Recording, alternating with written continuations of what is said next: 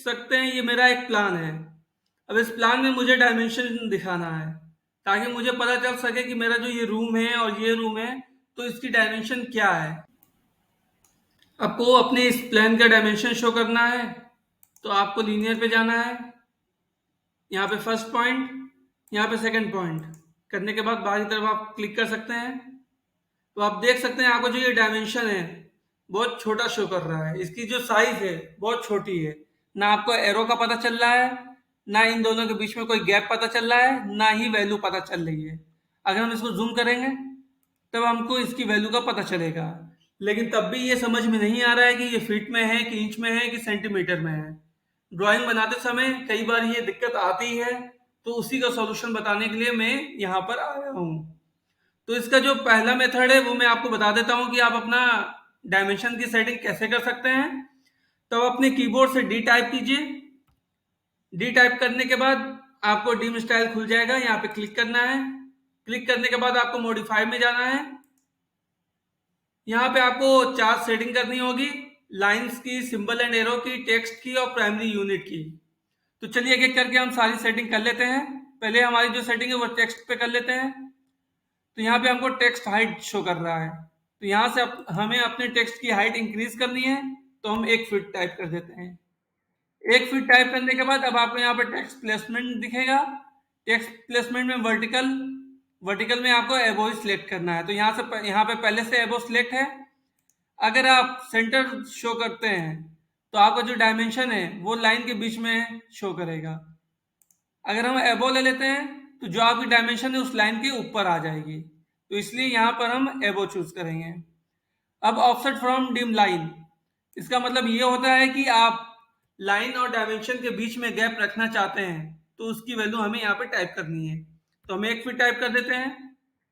1 feet type करने के बाद यहाँ पे आपको लेफ्ट साइड की तरफ आपको यहाँ पे आपको टेक्स्ट अलाइनमेंट दिखेगा, जहाँ पे हॉरिजेंटल अलाइनमेंट, डायमेंशन लाइन और आईएसओ स्टैंडर्ड है। अगर हम हॉरिजेंटल पे क्लिक करेंगे तो आपका जितना भी डायमेंशन है वो सारा हॉरिजेंटल में शो करेगा। तो इसीलिए हम आईएसओ स्टैंडर्ड लेते हैं ताकि आपका जो डायमेंशन है, अगर वर्टिकल लाइन है तो वर्टिकल डायमेंशन शो करे, अगर हॉरिजेंटल लाइन है तो हॉरिजेंटल डायमेंशन शो करे। ये सेटिंग होने के बाद अब आपको सिंबल एंड एरो पे जाना है। यहाँ पे आपको एरो हेड चूज करना है। तो यहाँ से आप आर्किटेक्चरल टिक पे ओके कर दीजिएगा। ओके करने के बाद आपको यहाँ पे एरो साइज दिखा रही है। आपको अपने एरो साइज को भी बढ़ाना है, तो यहाँ पे हम 1 फीट टाइप कर देंगे। 1 फीट टाइप करने के बाद अब जो हमारी नेक्स्ट सेटिंग है वो है लाइंस की। लाइन पे क्लिक करना है। क्लिक करने के बाद आपको ऑफसेट फ्रॉम ओरिजिन, तो यहाँ भी हम 1 फीट टाइप कर देंगे। 1 फीट। तो ये हमारी तीसरी सेटिंग भी हो गई। अब जो हमारी चौथी सेटिंग है वो है प्राइमरी यूनिट। प्राइमरी यूनिट पे क्लिक करेंगे। क्लिक करने के बाद आपको यहाँ पे यूनिट फॉर्मेट दिखा रहा है। यूनिट फॉर्मेट में डेसिमल है, तो डेसिमल ना लेकर के हम आर्किटेक्चरल लेंगे। आर्किटेक्चरल लेने के बाद अब यहाँ पे प्रिसीजन है, हमको पॉइंट के बाद कितनी वैल्यू प्लेस करनी है। तो इसका मतलब ये होता है, तो हमको 0 फीट 0 इंच चाहिए। लेकिन 0 फीट 0 इंच लेते ही यहाँ पे आपको 5 फीट 8 इंच शो कर रहा है। फिर आपको जाना है ओके। ओके करने के बाद क्लोज कर देना है। तो आप देख सकते हैं आपकी जो पहले डायमेंशन छोटी शो कर रही थी, जिसका साइज बहुत छोटा था, अब वो डायमेंशन शो कर रहा है और एरो का भी पता चल रहा है। और ये प्लान और इस डायमेंशन लाइन के बीच में जो गैप है वो भी हमें साफ साफ दिख रहा है। तो इस तरह से आप डायमेंशन की सेटिंग कर सकते हैं। चलिए हम सारे रूम की सेटिंग डायमेंशन शो कर देते हैं। फर्स्ट पॉइंट देना है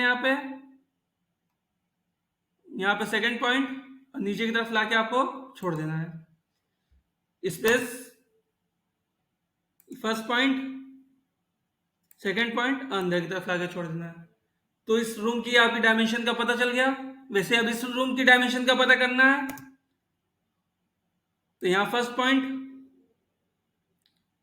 सेकंड पॉइंट और अंदर की तरफ क्लिक कर देना है। फिर स्पेस बटन दबानी है आपको। फर्स्ट पॉइंट, सेकंड पॉइंट और ओके कर देना है। तो इस तरह से आप अपने प्लान में सारे रूम की डायमेंशन कर सकते हैं।